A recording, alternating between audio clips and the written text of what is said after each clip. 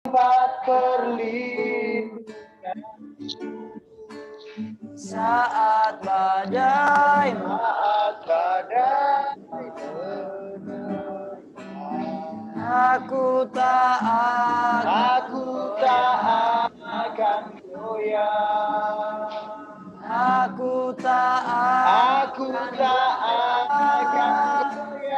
Kau sertaku.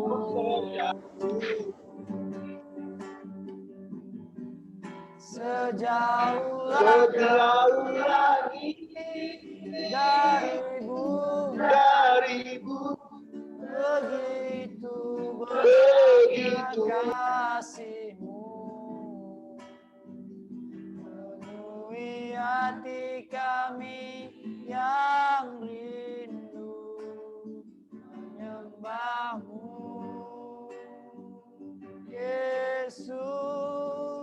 Sejauh langit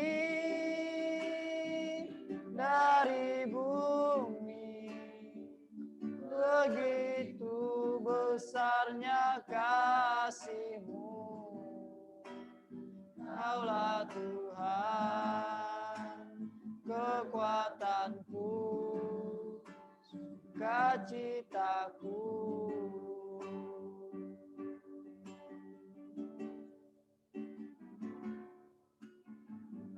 Kaulah kekuatanku,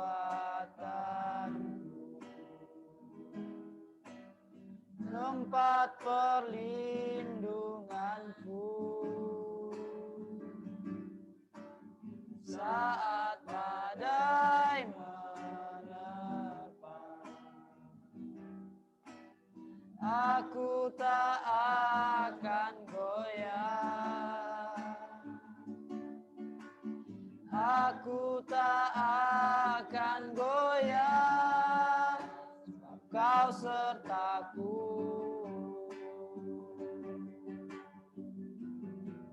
Sejauh langit dari bumi, begitu besarnya kasih-Mu. Hati kami yang rindu menyembah-Mu, Yesus. Sejauh langit dari bumi, begitu besarnya kasih-Mu. Kaulah Tuhan, kekuatanku, sukacitaku.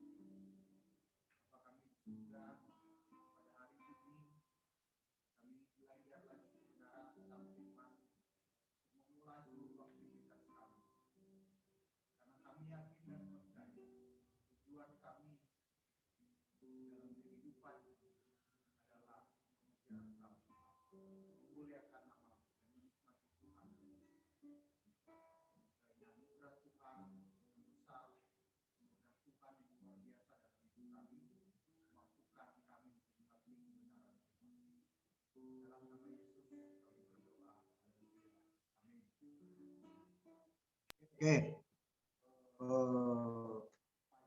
pagi hari ini kita akan melanjutkan tentang tema dari surat Paulus ya, jemaat yang ada di Roma, orang-orang kudus yang ada di Roma. Kita masuk pada pasal yang ke-12. Kita masuk dalam Roma pasal yang ke-12. Saya akan membacakan kepada semua, jadi semua bisa memperhatikan. Roma pasal yang ke-12 ayat 1 sampai dengan ayat yang ke-8. Lembaga Alkitab Indonesia memberi persembahan, memberi judul dalam perikop ini persembahan yang benar. Demikianlah firman Tuhan. Karena itu, saudara-saudara, demi kemurahan Allah, aku menasihatkan kamu supaya kamu mempersembahkan tubuhmu sebagai persembahan yang hidup, kudus dan berkenan kepada Allah. Itu adalah ibadahmu yang sejati. Janganlah kamu menjadi serupa dengan dunia ini, tetapi berubahlah oleh baruan budimu, sehingga kamu dapat membedakan manakah kehendak Allah yang berkenan kepada Allah dan yang berdasarkan kasih karunia yang dianugerahkan kepadamu. Aku berkata kepada setiap orang di antara kamu, janganlah kamu memikirkan hal-hal yang lebih tinggi daripada yang patut kamu pikirkan. Tetapi hendaklah kamu berpikir begitu rupa sehingga kamu menguasai diri menurut ukuran iman yang dikaruniakan Allah kepada kamu masing-masing. Sebab sama seperti pada satu tubuh, kita mempunyai banyak anggota, tetapi tidak semua anggota itu mempunyai tugas yang sama. Demikian juga kita, walaupun banyak adalah satu tubuh di dalam Kristus. Tetapi kita masing-masing adalah anggota yang seorang terhadap yang lain. Demikianlah kita mempunyai karunia yang berlain-lain menurut kasih karunia yang dianugerahkan kepada kita. Jika karunia itu adalah untuk bernubuat, baiklah kita melakukan sesuai dengan iman kita. Jika karunia untuk melayani, baiklah kita melayani. Jika karunia untuk mengajar, baiklah kita mengajar. Jika karunia untuk menasihati, baiklah kita menasihati. Siapa yang membagi-bagikan sesuatu, hendaklah ia melakukannya dengan hati yang ikhlas. Siapa yang memberi pimpinan, hendaklah ia melakukannya dengan rajin. Siapa yang menunjukkan kemurahan, hendaklah ia melakukannya dengan sukacita. Ya, inilah kebenaran firman yang sebetulnya kalau kita belajar ayat ini tidak langsung muncul. Ayat ini memang ayat yang melatar belakanginya adalah ketika Paulus menceritakan tentang apa yang dimaksud dengan kehidupan orang-orang yang diselamatkan. Kemarin kita belajar tentang kita tidak bisa diselamatkan oleh karena perbuatan kita tidak akan pernah bisa mengejar kesempurnaan itu dengan daya upaya kita, dengan kita, dengan hebat. Hanya mungkin dilayakkan oleh Tuhan jika kita ini memiliki iman kepada Tuhan. Itu yang disampaikan oleh Paulus. Dan kita dibenarkan bukan karena perbuatan kita, tapi iman kita kepada Tuhan. Dan dia juga menjelaskan tentang posisi bangsa Israel. Bangsa Israel malahan dikurung Tuhan di dalam ketidaktaatan agar bangsa-bangsa yang di luar Israel itu bisa percaya dan menjadi umat-umat Allah. Paulus menutup pasal 11 dengan mengatakan, oh betapa dalamnya pengetahuan, sesungguhnya tak selidiki. Kenapa demikian? Karena semuanya itu adalah dari Dia oleh Dia dan untuk Dia. Bagi Dialah kemuliaan sampai selama-lamanya. Bahkan Paulus ngomong tidak ada yang pernah berhutang kepada Tuhan sehingga menghutangi Tuhan sehingga Tuhan harus membayarnya. Karena semuanya dari Dia, oleh Dia dan untuk Dia. Nah, oleh sebab itulah kata Paulus, kamu saudara-saudaraku yang kudus, kamu harus hidup berkenan kepada Tuhan. Dengan cara apa? Mempersembahkan tubuhmu. Itulah ibadahmu yang sejati. Paulus menyampaikan ibadah yang sejati itu adalah mempersembahkan tubuh sebagai persembahan yang hidup, yang kudus, yang berkenan kepada Allah. Itulah ibadahmu yang sejati. Nah, hari ini Opa kepengen menyoroti tentang ibadah yang sejati yang dimaksudkan oleh Paulus di sini. Kalau kita belajar tentang kebenaran firman Tuhan, Yesus ngomong kepada orang-orang yang mengikuti Dia, kamu kalau mau beribadah, kalau ada dan kamu itu berselisih dengan Dia, sebelum kamu mempersembahkan persembahan kepada rumah Tuhan, kamu harus berdamai dulu dengan Dia. Itu yang diajarkan oleh Tuhan. Tidak akan diterima kalau kamu tidak berdamai dulu dengan saudaramu di mana kamu berselisih dengan dia. Itu salah satu contoh. Kemudian Tuhan Yesus ngomong di dalam perjanjian baru, ibadah itu bukan hanya memuji Tuhan, tetapi ibadah yang sejati adalah Paulus ini adalah ibadah yang mempersembahkan tubuh sebagai persembahan yang kudus, sebagai persembahan yang itulah ibadahmu yang sejati. Jadi sebetulnya kekristenan itu bukan karena kamu datang ke gereja jadi orang Kristen. Bukan karena kamu pergi pelayanan kamu sebut rohani, tapi karena kamu mempersembahkan tubuhmu kepada Tuhan sebagai persembahan yang kudus. Nah, ini konsep perubahan konsep lagi pada pikir orang-orang Kristen. Jadi orang yang rohani itu adalah orang yang sering datang ke gereja, orang hidupnya ada di gereja, belum tentu. Kenapa apa bilang belum tentu? Karena tidak semua orang yang rohani itu adalah orang yang masuk ke dalam gereja. Kalau itu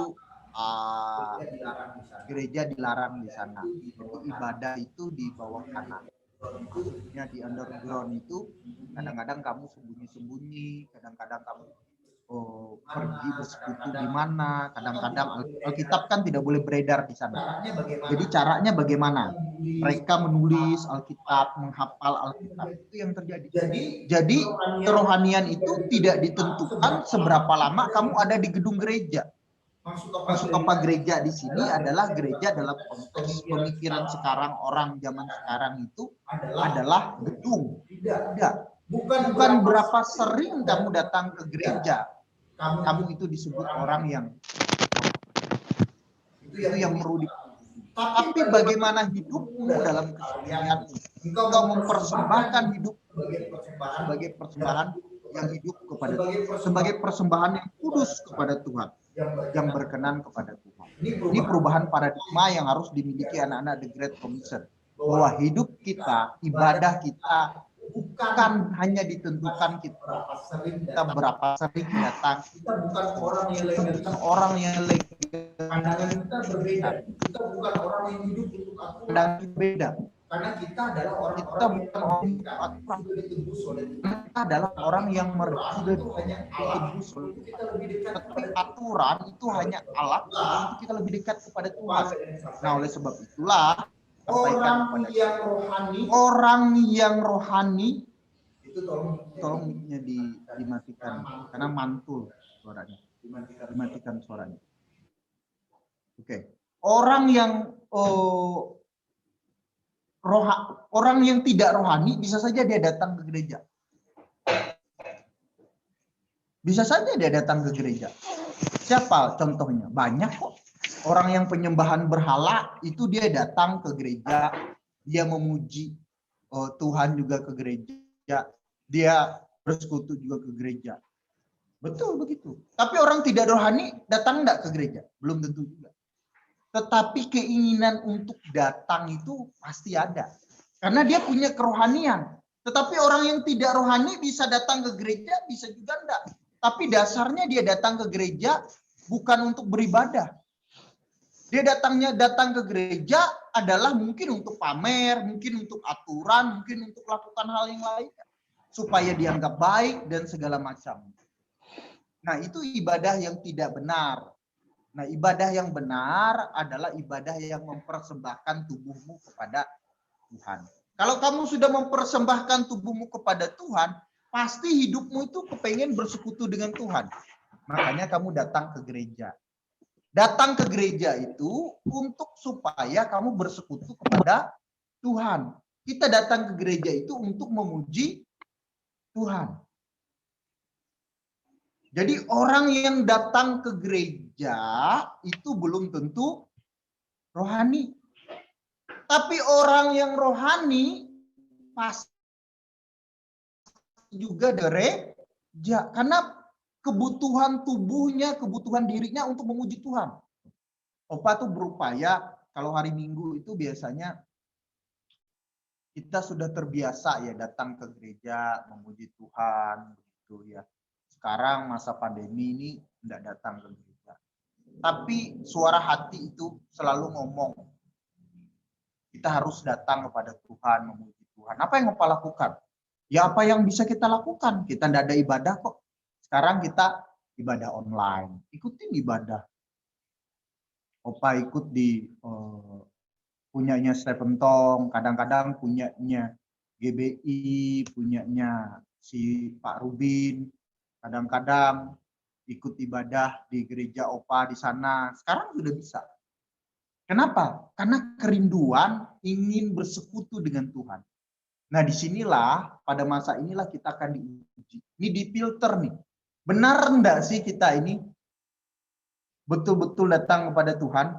Atau kita itu memang sebelumnya ibadah itu ya untuk kebutuhan pribadi. Apa itu kebutuhan pribadi? Supaya dianggap baik mungkin, supaya disanjung pacar mungkin, dianggap rohani mungkin. Nah, masa inilah masa ujian buat kita. Dan kita koreksi diri kita. Apakah betul kita itu datang beribadah kepada Tuhan dengan Tuhan yang benar. Nah, Opa tuh pengen kita itu punya konsep yang benar. Kenapa? Kalau anak muda itu yang harus dirubah itu konsep. Bukan cara perilaku. Karena perilakunya hari ini baik, besok jahat.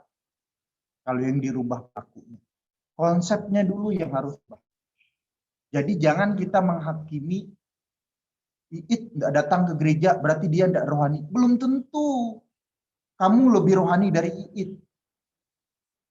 Karena orang yang datang ke gereja itu belum tentu rohani loh. Dari mana kita tahu orang itu rohani dengan tidak? Dari persekutuan dengan Tuhan. Dari mana orang itu kita tahu dia dewasa dalam Tuhan? Dari masalah yang dia alami, dari persoalan yang dia alami. Pada masa sekarang COVID-19, betul nggak kita datang kepada Tuhan? Kan opsi di tangan kita. Mau kita ibadah, ya itu terserah kita. Mau kita tidak ibadah, ya itu terserah kita. Dari mana kita tahu bahwa kita betul-betul datang pada Tuhan? Ya dari diri kita sendiri. Karena pilihan ada di tangan kita. Tapi apa percaya di dalam diri kita orang yang sudah diselamatkan, pasti keinginan untuk bersekutu Tuhan. Karena kalau tidak ada dalam dirimu bersekutu dengan Tuhan, memuji Tuhan itu, kamu harus tanyakan, betulkah aku ini anak Tuhan? Selalu berpikir begitu, betulkah aku ini anak Tuhan? Atau jangan-jangan aku ini diciptakan Tuhan untuk binasa nih. Opa kasih contoh kamu dengan orang tuamu. Ya, bersyukur yang masih punya papa mama ya. Ada teman-teman kita yang sudah tidak punya orang tua. Kalau kamu punya komunikasi yang baik dengan papa mamamu, kamu pasti enggak kepengen komunikasi dengan dia. Pasti enggak, Rosi? Rosi kadang-kadang opa dengar dia telepon papanya. Mungkin nelpon enggak harus datang minta duit. Kalau datang minta duit itu kapan kirim itu anak kecil itu. Tapi mungkin kamu telepon opa dulu cerita waktu zaman kuliah. Waktu zamannya seperti kalian itu, telepon orang tua itu hanya minta duit. Tapi sekarang sudah dewasa, sudah berkeluarga, opa berupaya telepon. Kadang-kadang seminggu sekali opa telepon, tanya kabar. Nanya kabar aja. Gimana tadi ngelakuin apa? Sedang di mana? Kadang-kadang opa tuh bingung cari topik gitu ya. Topiknya apa nih? Mau tanya apa? Yang paling enak kan lagi di mana ya? Opa tahu pasti mama opa tuh di rumah. Tetap aja opa tanya, di mana di rumah? Gimana hari ini? Apa kabar papa? Padahal barusan opa tuh telepon papa. Lalu opa telepon mama. Papa di mana? Pura-pura gitu aja. Opa pengen dengarkan informasi. Itu hubungan. Nah, demikian juga kita dengan Bapa kita di surga. Kalau benar Bapa kita di surga itu adalah Bapa kita, pasti kamu kepengen bersekutu dengan dia, kepengen memuji dia, kepengen ngomong haleluya, puji Tuhan, terima kasih Tuhan. Apapun dalam hidupmu, meskipun dalam sulit, kamu bisa bersyukur. Itu bukan karena kuatmu, karena ada Roh Kudus di dalam hidupmu. Misalkan rasa sulit ya, ngopi, tiba-tiba uangnya hilang. Tapi tiba-tiba si Mei kasih 10.000 buat dia. Dia bilang terima kasih. Ucapan syukur dalam hati ini. Jadi masalah itu kadang-kadang kita lebih dekat sama Tuhan. Banyak itu kadang-kadang bisa bikin kita jauh dari sama Tuhan. Nah, ini yang perlu kita pikirkan, ibadah yang benar itu gimana sih? Berarti ibadah yang bersekutu dengan Tuhan, mempersembahkan kita kepada Tuhan, mempersembahkan tubuh kita yang kudus kepada Tuhan. Itulah ibadah yang sejati. Persekutuan dengan Tuhan. Ini ibadahnya.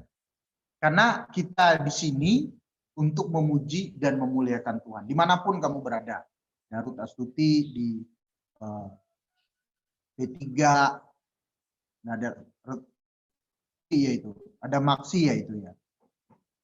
Maksi, ada Ucok di B3, ada Grace di sana. Ya, ini persekutuan kita dengan Tuhan.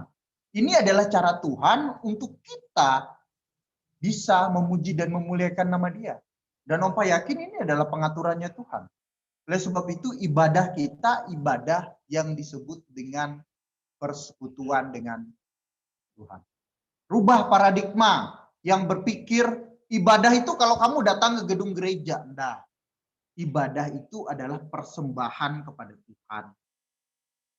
Dalam tubuhmu, dalam hidupmu sebagai persembahan yang kudus. Kalau paradigmamu ini sudah berubah, berarti hidup saya ini harus bersekutu dengan Tuhan dong. Harus connect sama Tuhan dong. Ya. Makanya 3 hal yang Opa minta kepada kita itu ada di dalam Kristus, percaya kepada Kristus, dan taat kepada Kristus. Kamu ada di dalam Kristus, maka kamu bersekutu dengan Kristus. Nah, oleh sebab itulah kita akan pelan-pelan. Di ayat yang kedua ngomong, janganlah kamu menjadi serupa dengan dunia ini. Tetapi berubahlah oleh pembaharuan budimu. Bagaimanakah budimu itu diperbarui? Dari persekutuanmu, dari baca Alkitabmu. Makanya anak-anak eksekutif itu Opa minta tiap hari untuk baca Alkitab, bikin renungan. Bukan setiap akhir bulan. Ya, Jangan muka-mukanya rohani, tapi ternyata ya gitulah. Tapi Opa enggak apa-apa. Tujuan Opa tuh bukan legalistik kok. Opa pengen melatih kalian untuk punya disiplin rohani. Yuk punya disiplin rohani. Yuk bersekutu dengan Tuhan. Yuk baca Alkitab. Supaya apa kamu baca Alkitab? Supaya berubah, konsepmu berubah, budimu. Karena Opa sangat percaya.